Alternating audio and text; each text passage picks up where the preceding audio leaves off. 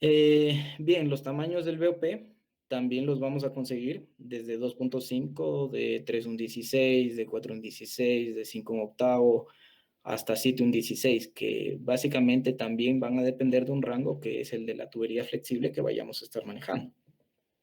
Y obviamente el tamaño del BOP define el diámetro de este también, y a su vez define el tamaño máximo de las herramientas que se pudiesen atravesar por dentro de este BOP.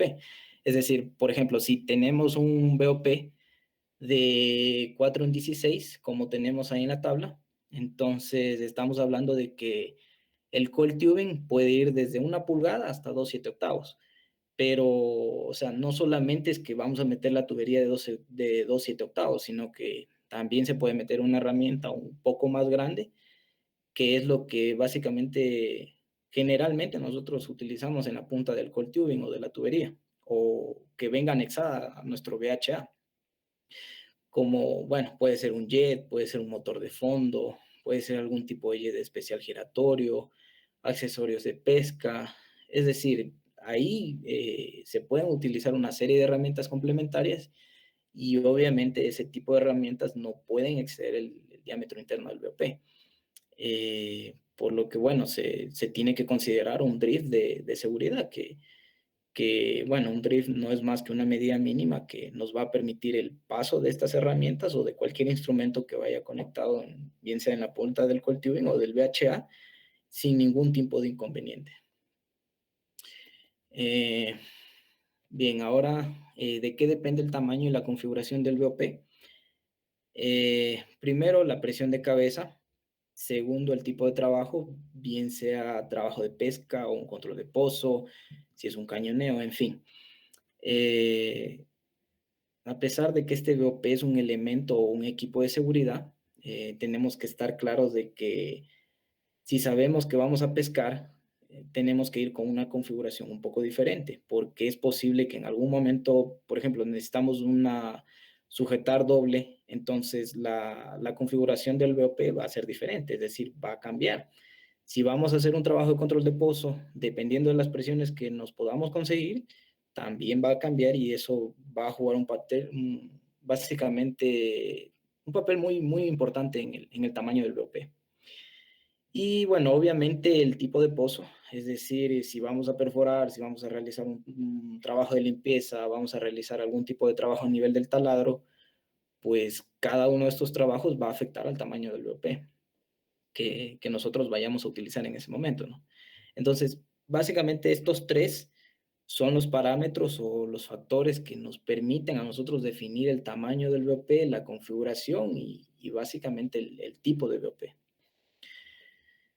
Bien, aquí tenemos los tipos de BOP que existen, en los cuales podemos tener BOP sencillos, BOPs dobles, BOPs triples, en los que básicamente su diferencia radica en la cantidad de arietes o de brazos que vayamos a tener.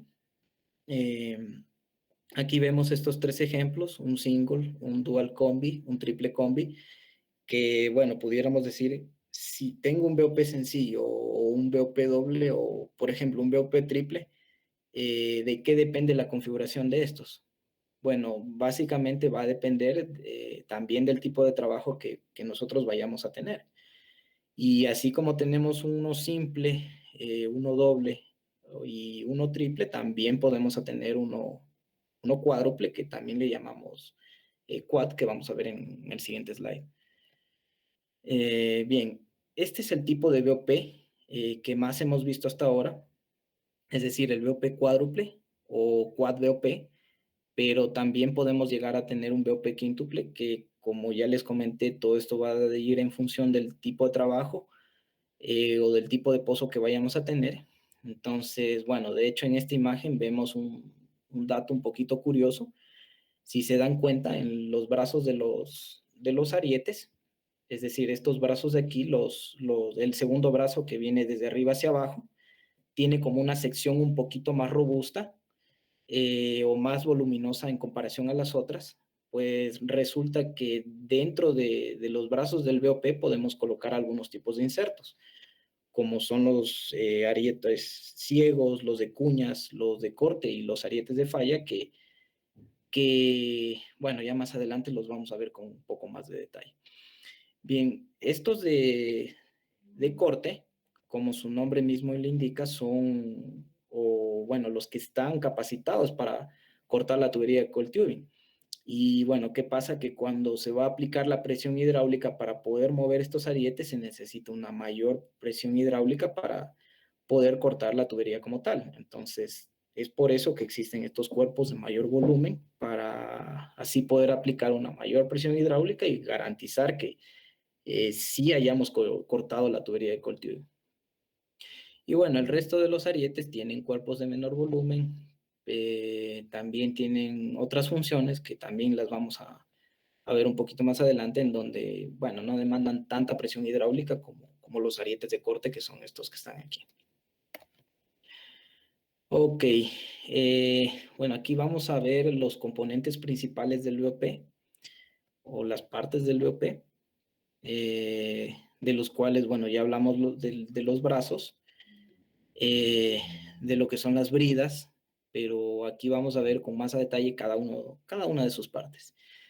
Bien, vemos que en la parte derecha de la imagen, en estos brazos del VOP, es decir, las elipses que están ahí marcadas en rojo, tenemos unos puntos. Estos puntos no son más que conexiones hidráulicas, es decir, estos van a ser el accionamiento de los brazos del VOP, donde obviamente tienen una entrada y una salida que, dependiendo de cómo sea la operación, estos van a permitir la apertura o el cierre del VOP.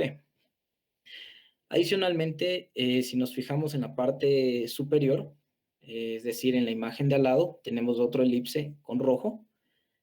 También tenemos un componente adicional, el cual básicamente este es un medidor de la presión de cabezal.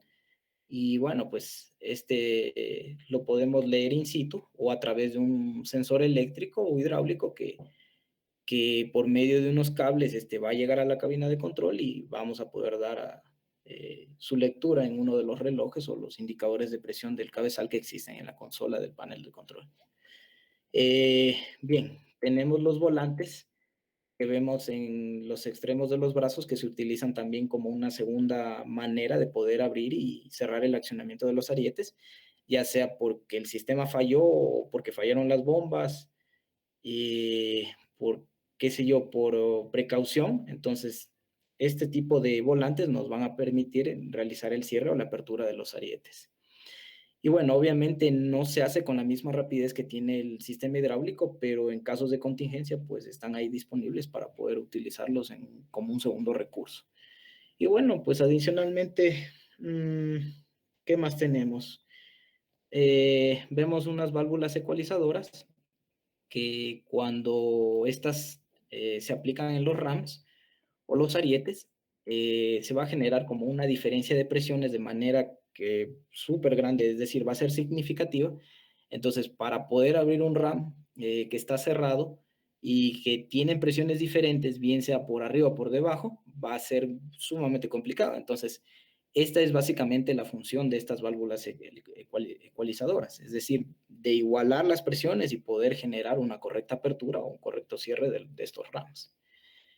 Bien, tenemos también lo que es el puerto de matar, eh, que básicamente es donde aquí le damos lectura, donde dice hueco de 2 pulgadas.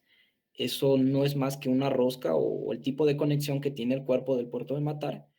Pero bueno, si se dan cuenta en la configuración, este puerto lo que me permite es bombear fluido que va a ir directamente hacia el pozo para poder permitir el control del mismo cuando tenemos presiones altas o presiones anormales.